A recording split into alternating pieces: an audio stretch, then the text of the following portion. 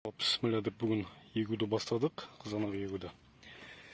Көшет осындай, бойы кішкене өсті, бірақ сабақтар өте жуан, әдемі. Бүгін 18 наурыз 2024, мінекей осылай егілетін болады. Құдай қаласа мынандай алдында тесіп алғанбыз. Тамыр жүйесі мінекей, сабағы бәрі жуан, кішкене өскен болмаса бойы.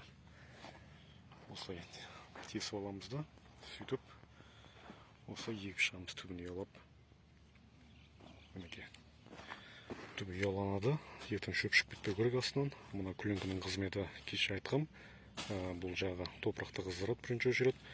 Одан кейін влажность ұстап тұрады, мына испарение болып буланып іші. Сөйтіп арам шөптерді күйдіріп өсірмейтін болды түбінен, яғни түбін шаппайтын боласыз. Мінекей осылай егіледі.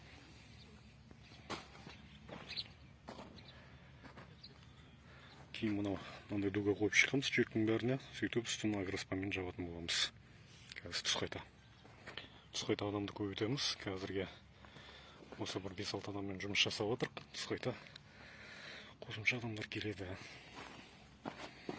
Мінекей тамыр жүйесі мынандай жақсы дамыған.